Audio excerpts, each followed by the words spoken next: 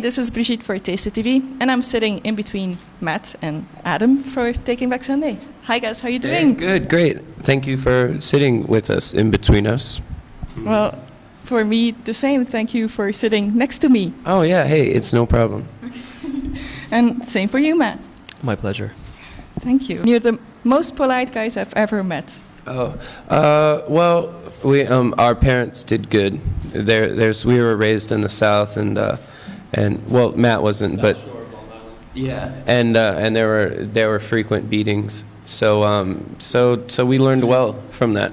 Okay. Frequent beatings. Well, actually, if you don't mind, I would like to do like a more serious interview. Sure. Oh no, I was being serious. No, yeah. He was really beaten quite hard. Yeah, you can still see it probably. Yeah, I still see some marks.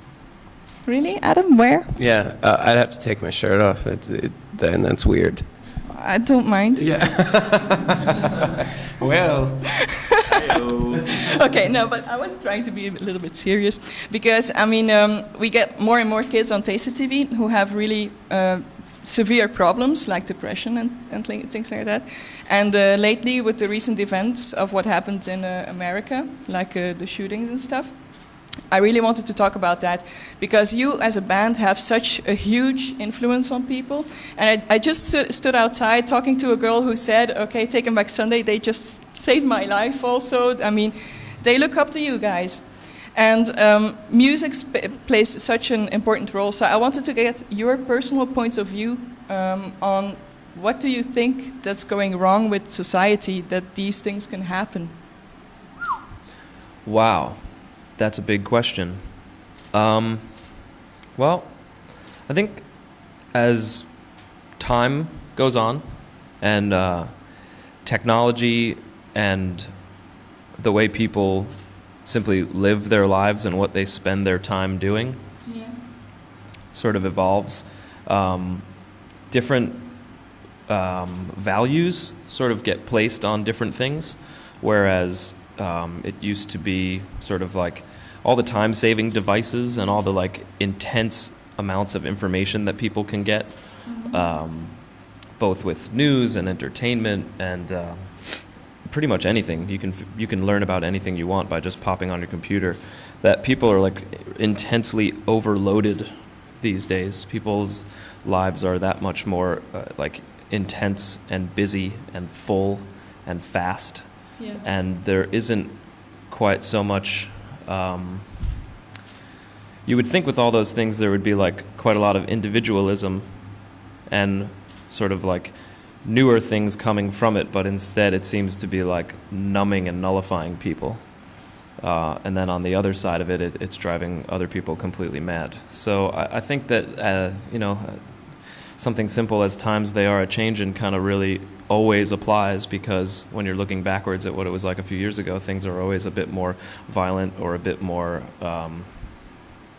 just like turbulent.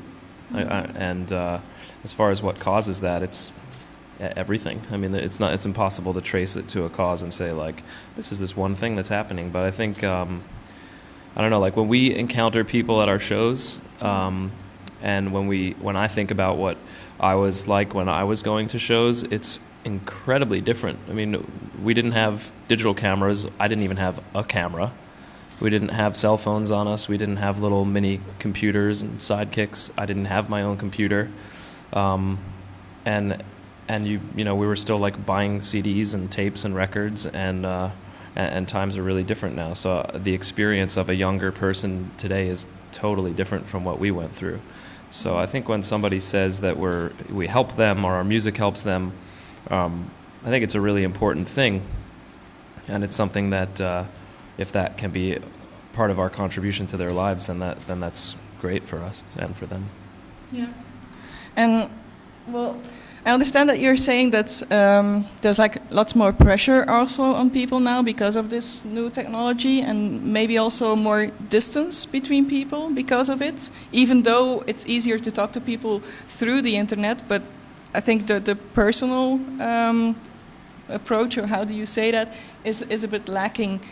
Do you think that's also true? Yes, I do. I feel like there's a big importance in having human interaction, like just even if it's just so much as like being able to touch someone or just being able to like look them in the eye, and the internet and things, though it is good for keeping in touch, like just with all the new technology and things, I think with that it takes away a lot of like personal accountability, because though you may have spoken to a person, you've never sat and looked them in the eye or touched their hand, or so it almost takes the human element out of it, which is I don't know, it's a dangerous thing. I don't know. Yeah. Well, when I look at you guys and how you are, and if you don't want to answer this, I mean, don't. But when I look at you, especially, it seems to be that humor gets you through things. Oh yeah. Yeah. Yeah. Yeah. Well, would that also be something that you would like tell to the kids out there who follow you, just to be able to look through to the world with a bit of humor and see more the beauty in things, and just laugh with yourself also a little bit? Yeah,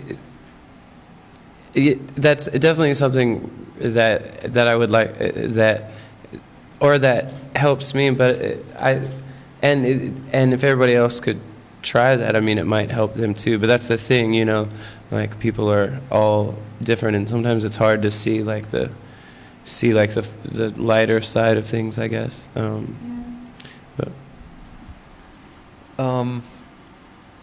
Yeah, I think you've never really laughed until you've laughed at yourself good and hard, and been like, wow. People maybe sometimes take themselves a bit too seriously, but I agree with that, and I also agree with what Adam was saying before, and what you mentioned, that with like the more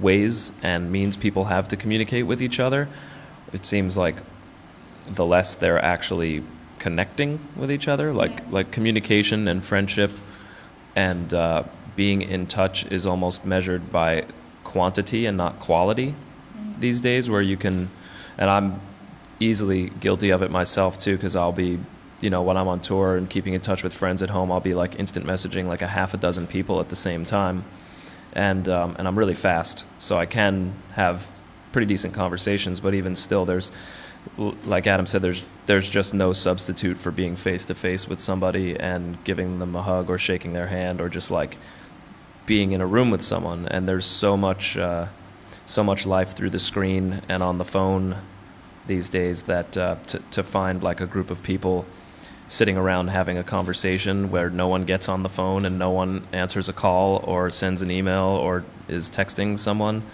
is becoming more and more rare. It kind of makes me think of The Matrix as, without any comedy, it kind of makes me think more and more that's a very plausible reality. Maybe not spaceships and aliens, but people spending all of their time interacting with everyone and everything else via technology. These are the early days of that. Yeah. Well, you know what? Let's do it the Taking Back Sunday way, and just laugh a bit at ourselves. So, Matt, take your best shot at yourself. I'm very short, and loud, and no, I'm not loud. I'm animated. I can be. Yeah, I'm a short guy. I'm laughing at myself all the time. Really, there's nothing anyone can. Sometimes maybe like these guys will get under my skin about something, but it's probably because they know me really well, and when they do, it's because they're like very, very close to the exact right button. But later on, we all end up laughing at ourselves. I also, I'm very like accepting of things, so I don't know. We were good at laughing at each other and making fun of each other. We're way better at that.